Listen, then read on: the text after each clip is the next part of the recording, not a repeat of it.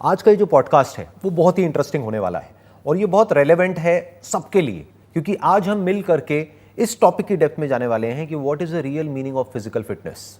मेरे पिछले 2 पॉडकास्ट जो अपलोड हुए हैं उसमें मैंने देखा कमेंट सेक्शन में कि बहुत सारे लोगों को ये क्लियर नहीं है कि अगर वो यहाँ पर आना चाहते हैं तो कैसे आएँ। तो अगर आप एक एक्सपर्ट हैं किसी भी फील्ड में तो आप हमको एक ईमेल भेज सकते हैं info@sandeepmaheshwari.com पर।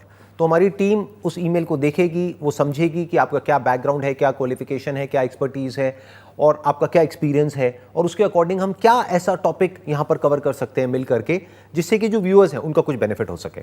तो इससे पहले कि हम अपनी इस कॉन्वर्सेशन को शुरू करें, इट वुड बी ग्रेट कि अगर आप अपना एक छोटा सा इंट्रोडक्शन दे देंगे। Hello everyone, I am Dr. Puneet Rehani. I am a physiotherapist by profession. So after completing my Bachelor of Physiotherapy, which is around about 4.5 years of course, I did my Masters in Neurological Disorders, which we learned about a lot of how to treat spinal cord cases, how to treat paralysis cases. Then I treated a lot of Bollywood celebrities.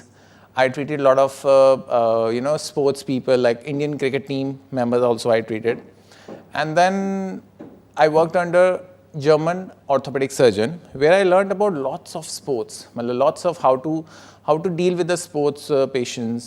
And after that, I got certified in osteopathy and chiropractic, and then I did my certificate course in Pilates as well. कितने साल का experience हो गया? Sir मुझे 10 साल का experience हो गया।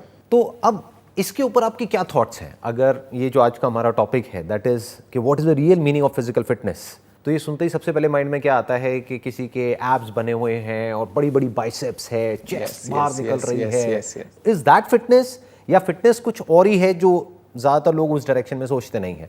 या फिर हम ये कह सकते हैं कि अगर कोई स्टूडेंट है जो अभी हमको देख रहा है और वो अपनी जर्नी को शुरू कर रहा है, कहीं कोई जिम ज्वाइन करने वाला है या घर पे ही कोई अपनी ट्रेनिंग शुरू करने वाला है, तो उसको अगर हमको डिफाइन करना हो फिजिकल फिटनेस का एक्चुअल में मतलब, फिजिकल स्ट्रेंथ का एक्चुअल में मतलब क्या है, कि सिर्फ बाहर से अपीयरेंस ही है उसका मतलब, या और भी कुछ है जो ज़्यादातर लोग जिस तरह से नहीं देखते हैं, तो अगर उसको हमको डिफाइन करना हो तो आप किस तरीके से करेंगे? सबसे पहले तो मैं ये कहना चाहूँगा कि it's a very big myth कि फिजिकल फिटनेस को क्वांटिफाई करते हैं लोग एब्स से, बाइसेप्स से, चेस्ट बल्ज आउट से या जिम से, राइट?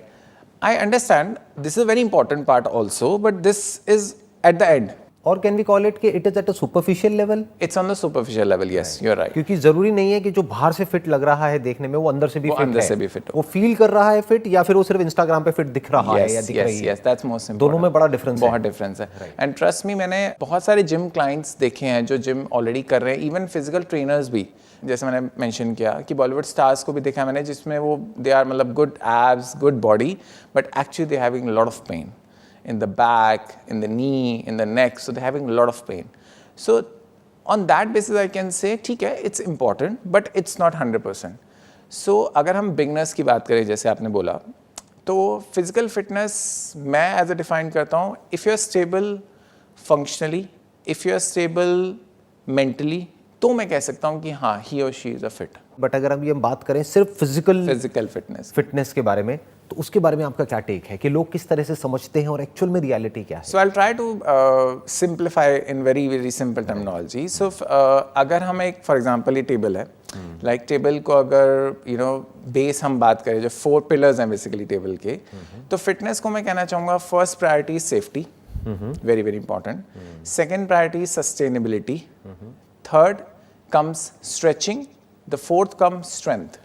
सो बेसिकली हमने उसको, जैसे एस है, so we can the 4S basically, 4S for the fitness. What you are saying is कि अभी देखा जाए तो जो नॉर्मल जो थॉट प्रोसेस है लोगों की, ये ज़्यादातर लोग जिस तरह से फिटनेस को देखते हैं, you have turned it upside down. Yes, क्योंकि आप ये कह रहे हैं कि लास्ट में आता है स्ट्रेंथ, जबकि लोगों के लिए फिटनेस का मतलब सबसे पहले स्ट्रेंथ है। हाँ जी। सेफ्टी तो कहीं पर आता ही नहीं है, कहीं पीछे होता है। वो तो जब कोई इंजरी हो जाती है या कोई बहुत बड़ा एक्सीडेंट हो जाता है या कोई बहुत बड़ी प्रॉब्लम हो जाती है, उसके बाद वो थॉट माइंड में आना शुरू होता है, लेकिन तब तक बहुत देर हो जाती है। तब तक बहुत देर। तो आपने क्या किया, सबसे पहले रखा है सेफ्टी को। एज अ फिजियोथेरेपिस्ट मेरे पास लॉट्स ऑफ क्लाइंट्स आते हैं जो कि जिम कर रहे थे and after that suddenly injury happen.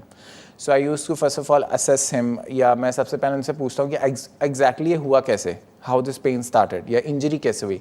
तो वो कहते हैं कि हम जिम में एक्सरसाइज कर रहे थे एंड हमें पॉस्चर मैंने में तो पता ही नहीं था, बट जो ट्रेनर ने बता दिया हम उसी में पुश कर रहे थे अपने आप को।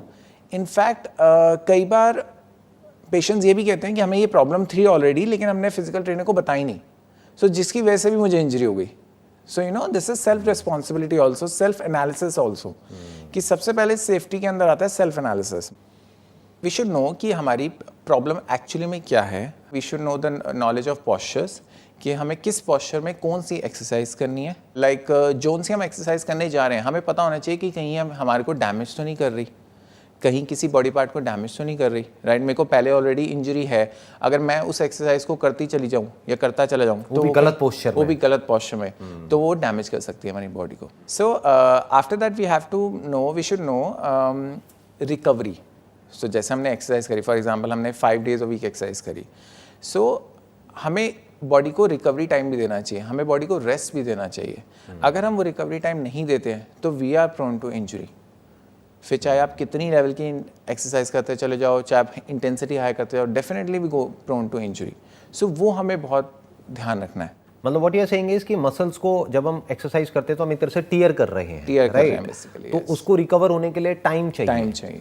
और अगर हम वो टाइम नहीं दे रहे हैं या बीच में जितना टाइम देना चाहिए, मतलब मिनिमम 2 से 3 दिन का, अगर हम वो नहीं दे रहे हैं, मिनिमम 2 days तो देना ही चाहिए. तो अगर हम उतना टाइम नहीं दे रहे हैं एक मसल को रिकवर होने के लिए, तो we are prone to injury. फिर it depends on the person to person and what's the level of the person. Like for example अगर एक बिगनर है या एक मॉडरेट लेवल पे एक्सरसाइज कर रहा है या फिर बहुत हाई एथलेटिक लेवल पे है, वो डिपेंड करता है फिर बॉडी टू बॉडी किस लेवल की आप अपनी ट्रेनिंग कर रहे हो. बट हम बिगनर्स के पॉइंट ऑफ व्यू से देख रहे हैं बेसिकली, बिगनर्स या इंटरमीडिएट लेवल पे जो लोग हैं उनके पॉइंट ऑफ व्यू से हम समझने की कोशिश कर रहे हैं. राइट. सो बिगनर तो मतलब this is very very important कि हमें रेस्ट भी देना है. हमें ये नहीं कि 7 days और 2 hours एक्सरसाइज करें, दैट्स नॉट रिक्वायर्ड. सो अगर हम आइडियली बात करें कि कितना होना चाहिए, सो आइडियली मैं कहूँगा 30 minutes to 1 hour for 5 days a week. That's the actual, मतलब जो रिसर्च भी प्रूव करती हैं, दैट्स द एक्चुअल टाइम कि हमें इतनी एक्सरसाइज करनी चाहिए for the beginners and intermediate. मैं एक बार इस सेफ्टी वाला जो पॉइंट आप टच कर रहे हैं, this is very very important, जो लोग अंडर एस्टिमेट करते हैं ज़्यादातर लोग. यस.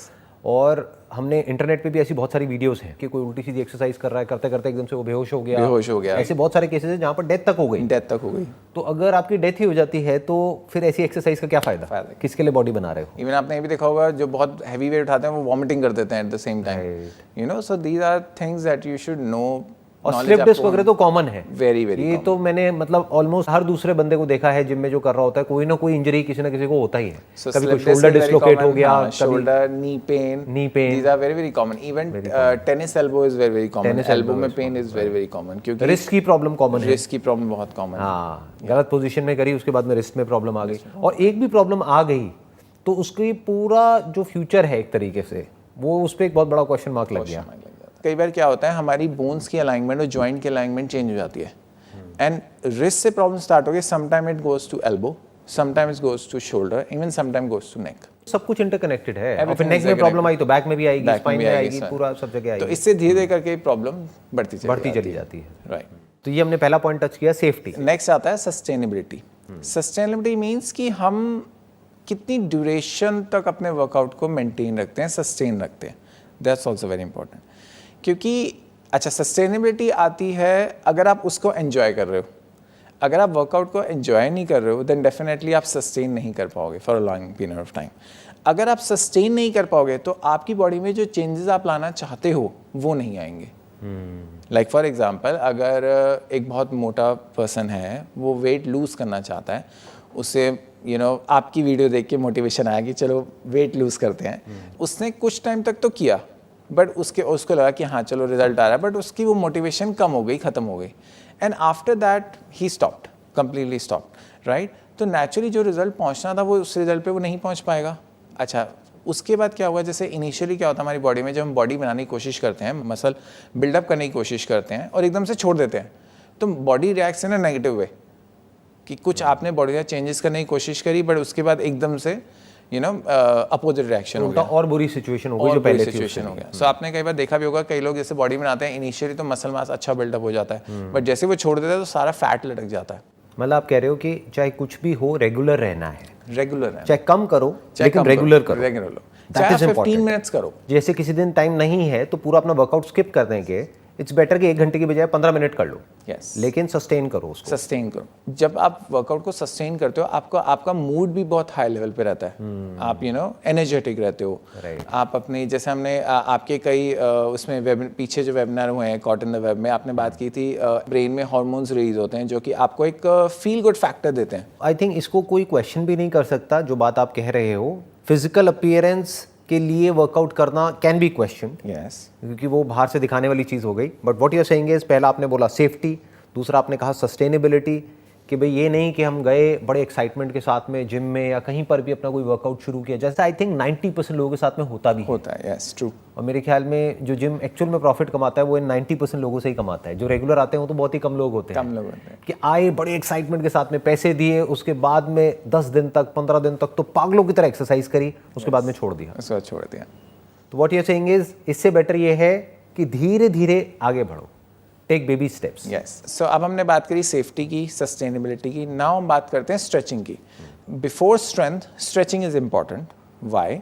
बिकॉज क्या होता है, हमारी जो डेली लाइफस्टाइल है, मेजरली हम वर्क करते हैं सिटिंग में, मेजरली इवन जो वाइट कॉलर जॉब पीपल हैं, जो MNCs में हैं, सो मेजरली वो सिटिंग वर्क ज़्यादा है हमारा एज़ कम्पेयर टू स्टैंडिंग और वॉकिंग। बट हमारी बॉडी बनी है वॉकिंग के लिए। अब सिटिंग से प्रॉब्लम क्या होती है कि हमारी बॉडी स्टिफ होती चली जाती है। लाइक मैं छोटा सा एग्जांपल देता हूँ। Right now we are sitting, right. अब जो हमारी नी जॉइंट है वो नी जॉइंट 90 डिग्री बेंड है इस वक्त, बट एक्चुअली में नी जॉइंट की जो रेंज है वो 130 टू 135 डिग्री है, बट हम उसे यूज़ ही नहीं करते हैं। पहले क्या होता था, हमारे जो ग्रैंड पेरेंट्स हैं, दे यूज़ हिंदी टॉयलेट, सो उसमें, या they sit for long in a cross leg sitting posture, उसमें नी जॉइंट का जो रेंज है वो 100% यूज़ होता था, बट अब वो नहीं है। और इसकी वजह से क्या होता है, हमारी जो नी की जो रेंज है, हम 90 डिग्री तो यूज़ कर रहे हैं, बट जो 90 से 135 डिग्री तक की रेंज है वो हम यूज़ ही नहीं कर रहे हैं। तो अगर इस कम रेंज के साथ हम एक्सरसाइज करने जाएंगे तो again we prone to injury. That's why flexibility is most important, very very important, और स्ट्रेचिंग इज मोर इम्पॉर्टेंट। तो what you are saying is flexibility is important, और फ्लेक्सिबिलिटी के लिए हमको क्या करना पड़ेगा, स्ट्रेचिंग करनी पड़ेगी। स्ट्रेचिंग करनी पड़ेगी एक्सरसाइज से पहले भी और बाद में भी, आइडियली। और ये भी मैंने देखा है बहुत कम लोग करते हैं, बहुत कम लोग, इवन जिम में जो जाते हैं बहुत कम करते हैं। मतलब आपके हिसाब से क्या रूटीन होना चाहिए कि अगर कोई मानो 1 घंटा एक्सरसाइज कर रहा है जिम में, एक्सरसाइज का मतलब क्या है कि वही डंबल उठा रहा है, अपना रॉड पे बेंच प्रेस वगैरह कर रहा है और वो सब कर रहा है, तो उसमें कितनी स्ट्रेचिंग होनी चाहिए पहले और बाद में, कितने कितने मिनट होनी चाहिए? पहले मैं थोड़ा सा टाइप बताता हूँ स्ट्रेचिंग के। So we have 2 types of stretching, one is static, one is dynamic. Static में भी 2 टाइप होते हैं, which is active and passive, right. So active means मैं खुद कर रहा हूँ वो स्ट्रेचिंग, मुझे पता है कि मुझे कौन सी मसल को कैसे स्ट्रेच करना है। पैसिव मीन्स आपका कोई अदर बंदा स्ट्रेचिंग कर रहा है, कोई और कर रहा है, लाइक जिम ट्रेनर कर रहा है या फिजियोथेरेपिस्ट कर रहा है। स्टैटिक स्ट्रेचिंग में ये होता है कि आप उस स्ट्रेच को होल्ड करते हो minimum for 30 seconds, right, 2 to 3 times उसको होल्ड करते हो। डायनामिक स्ट्रेचिंग में ये होता है आप उसको होल्ड नहीं करते हो, आप जैसे मूवमेंट्स करते हो, राइट, उसको पर्ट्यूबेशंस देते हो बेसिकली एक मसल को स्ट्रेच करने के लिए। अगर हम बात करें कि वर्कआउट से पहले, because it's a warm up phase, right, so warm up phase में हमें डायनामिक स्ट्रेचिंग यूज़ करनी चाहिए, बिकॉज वो क्या करती है, वो मसल को एक्टिवेट करती है। बट कूल डाउन फेज जो आता है, सो जैसे वार्म अप फेज हो गया, then exercise time, then cool down phase. Cool down phase में हमें स्टैटिक स्ट्रेच यूज़ करना चाहिए, वो हमें हमारी मसल्स को रिलैक्स करता है। उसका ड्यूरेशन कितना कितना होना चाहिए? So total initially cool down phase 15 minutes का और लास्ट में भी 15 मिनट्स का। तो आप कह रहे हो 15 मिनट पहले एक स्ट्रेचिंग होनी चाहिए और 15 मिनट बाद में होनी चाहिए अगर कोई 1 घंटा वर्कआउट कर रहा है तो। यस, बट ऐसा यूजुअली होता नहीं है, मैंने बहुत कम लोगों को देखा है, बहुत कम होता है। बट ये बहुत इंपॉर्टेंट है, वेरी वेरी इंपॉर्टेंट, बिकॉज अगर आप कह रहे हो कि अगर स्ट्रेचिंग प्रॉपर नहीं हुई तो फ्लेक्सिबिलिटी प्रॉपर नहीं है, फ्लेक्सिबिलिटी नहीं है, उसके बाद में हम स्ट्रेंथ के ऊपर काम कर रहे हैं, जो नेक्स्ट स्टेप आप कह रहे हैं, यस, तो उसमें इंजरी होने के चांसेस बहुत ज़्यादा है, तो सेफ्टी पे कॉम्प्रोमाइज़ हो गया। यस, क्योंकि अगर बॉडी में फ्लेक्सिबिलिटी नहीं है तो हम किसी भी जॉइंट की एक्सरसाइज जब हम कर रहे हैं तो उस जॉइंट को हम पूरा एफिशिएंटली यूज़ ही नहीं कर पाएंगे, and if you are not able to use it then definitely it's going to injure. मतलब करेंगे कोई और एक्सरसाइज, उसका इफेक्ट कहीं और ही आएगा, इफेक्ट कहीं और आएगा, बिकॉज बॉडी क्या है, बॉडी कंपनसेट करती है हर चीज में। लाइक फॉर एग्जांपल अगर मेरे एल्बो में रेंज नहीं है या एल्बो में रेंज कम है तो मैं कंपनसेट करूंगा या तो शोल्डर से या रिस्ट से। सो इसलिए flexibility is very very important. इसीलिए लोगों को ये शोल्डर की प्रॉब्लम आ जाती है, जो बहुत ही कॉमन है, बहुत ज़्यादा कॉमन है, क्योंकि यूज होना चाहिए ये वाला जॉइंट जबकि यूज हो रहा है ये वाला जॉइंट सारी एक्सरसाइज में। तो हम कोई अगर मान लो चेस्ट की एक्सरसाइज भी कर रहे हैं तब भी सारा लोड शोल्डर के ऊपर आ रहा है, बाइसेप्स कर रहे हैं तब भी शोल्डर के ऊपर आ रहा है।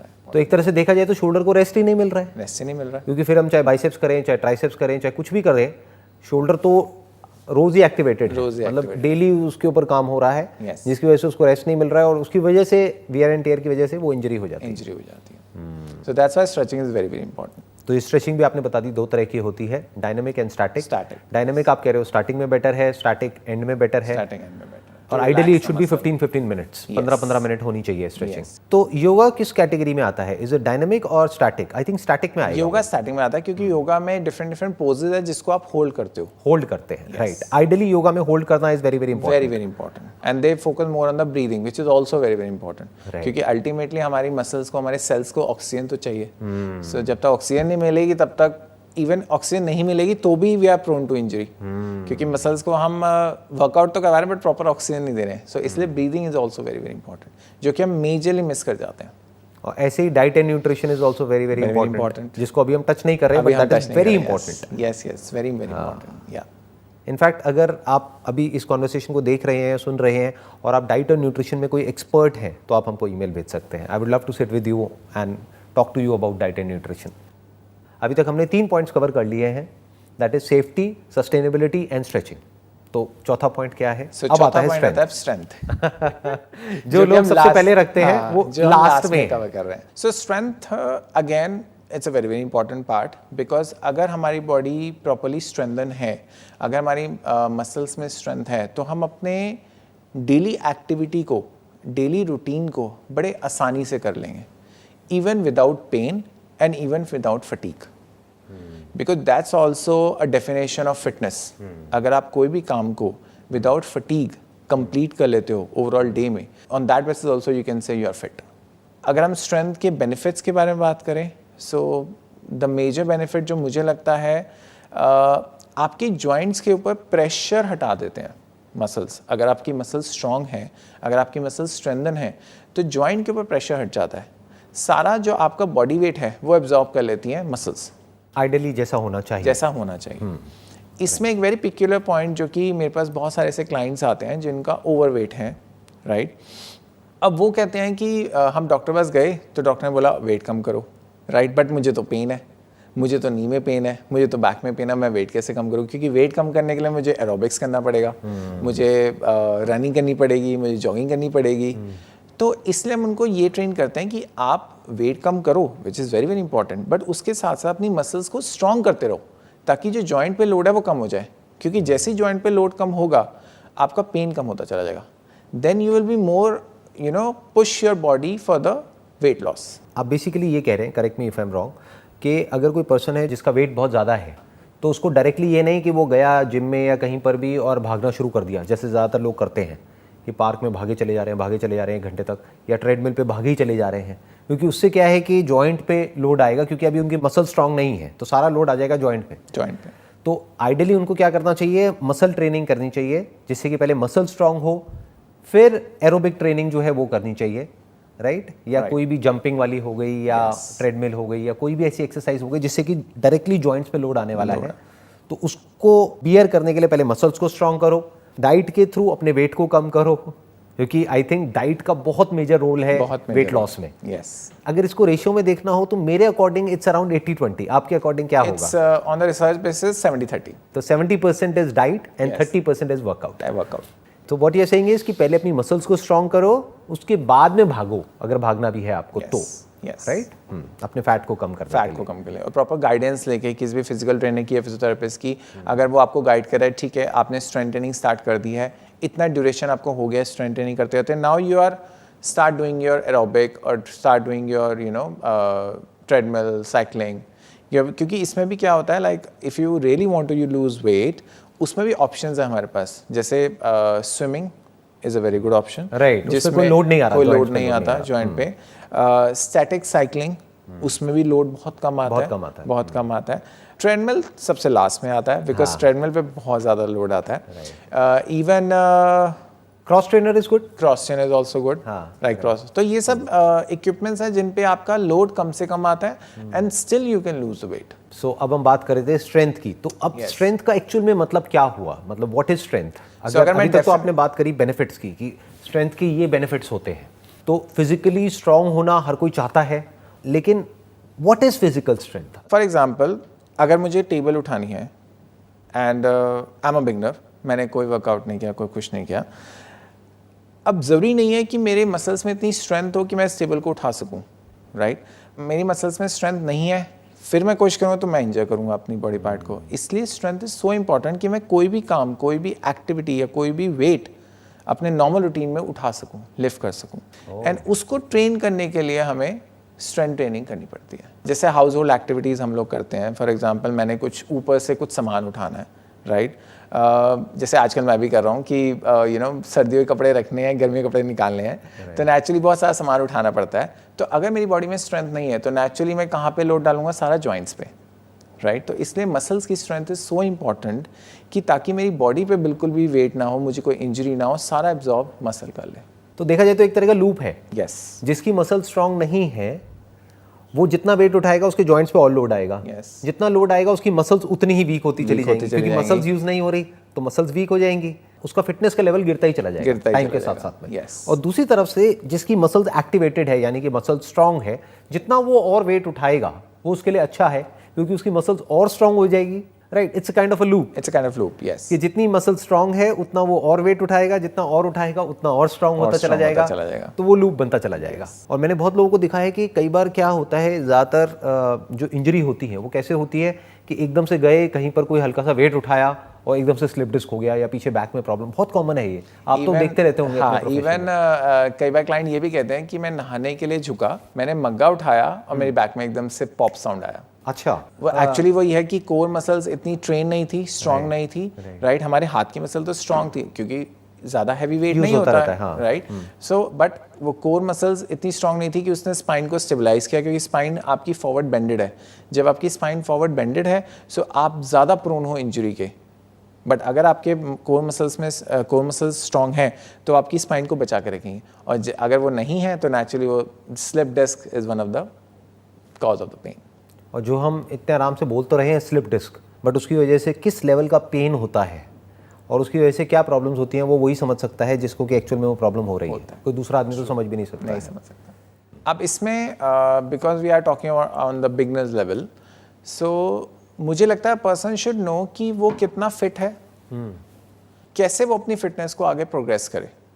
सो कितना फिट है, अब उसमें कुछ टेस्ट होते हैं जिसमें वो खुद भी कर सकता है, राइट? जैसे सबसे पहले वो अपना मेजर कर सकता है body mass index, which is BMI, right? So अगर पर्सन को पता है कि मैं किस कैटेगरी में आता हूँ, क्योंकि BMI डिफाइन करता है whether you are underweight, normal, overweight और ओबीस। हाँ, और इसमें भी डिपेंड करता है कि आप मेल हो, फीमेल हो, आपकी एज क्या है, उस सब पे डिपेंड करता है। वो चार्ट में सब मेंशन, वो पूरा का पूरा एक चार्ट है जिसमें चार्ट में सब मेंशन होता है। सो this is first important BMI। Second, मुझे लगता है हमें ये पता होना चाहिए कि हमें कितने लेवल तक अपने हार्ट बीट को लेके जाना है। बिकॉज अगर हम एक्सरसाइज करते करते हार्ट बीट बहुत ज़्यादा बढ़ जाती है, वो भी अगेन रिस्क है। So the simple formula is 220 minus as.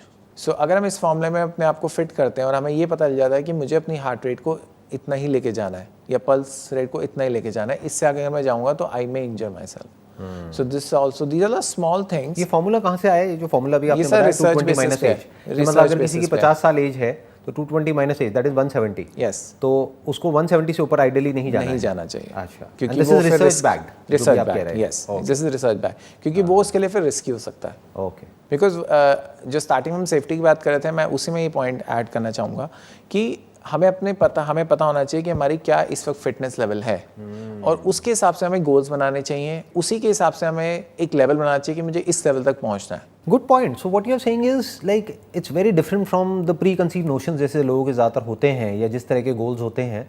वो क्या होता है कि नॉर्मली हमने किसी को देखा, कोई किसी का आइडल है, मान लो कोई बॉलीवुड सेलिब्रिटी है या कोई हॉलीवुड सेलिब्रिटी है, उसकी बॉडी को देखा और बोला मुझे ऐसी बॉडी चाहिए 6 महीने के अंदर अंदर। यस, तो वो गलत हो गया, तरीका ही पूरा का पूरा गलत हो गया। yes. क्योंकि उसने खुद को नहीं मेजर किया, उसने सामने वाले को देख करके, जिसका जेनेटिक कोड उससे बिल्कुल अलग है, जिसका DNA अलग है, जिसकी बॉडी का कंपोजिशन उससे बिल्कुल अलग है, और उसको देख करके हम उसको कॉपी करने की कोशिश कर रहे हैं, तो वहां पे इंजरी होने के चांसेस बहुत ज्यादा है।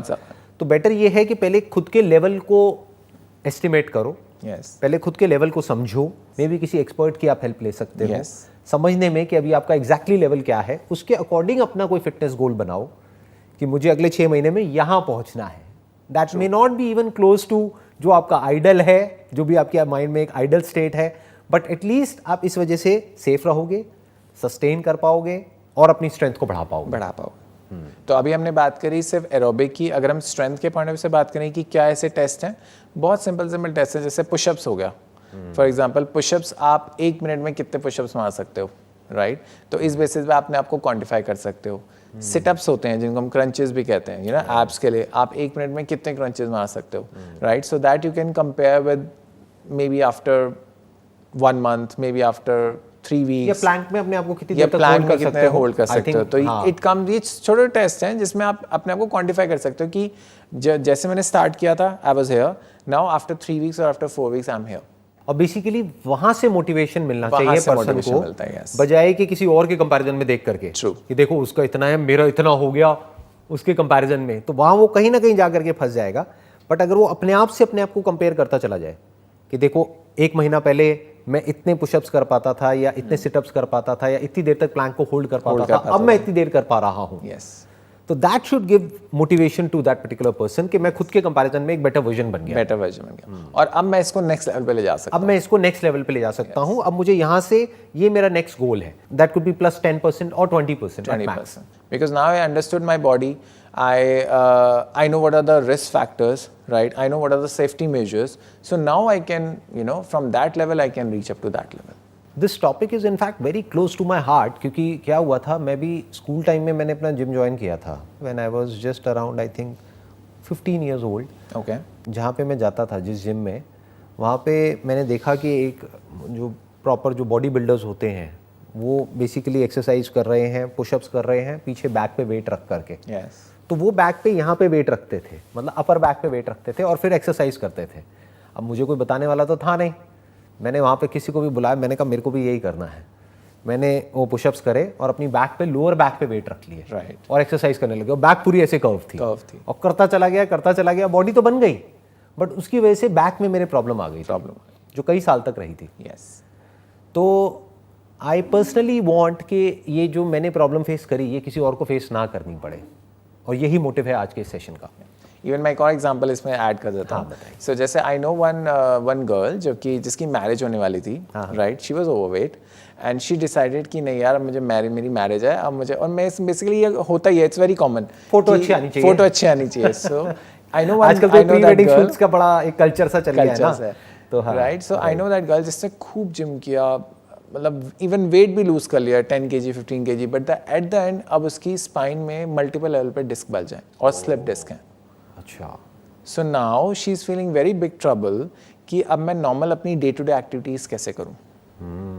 उस टाइम मोटिवेशन था, उस टाइम गोल भी था, बट नाउ अब वो लाइफ टाइम गोल बन गया कि अब लाइफ टाइम आपको अपने आप को स्ट्रॉन्ग करना ही पड़ेगा, अपनी कोर मसल्स को स्ट्रॉन्ग करना ही पड़ेगा, अपने आप को 30 मिनट्स देने ही पड़ेंगे, otherwise you land up into a surgery.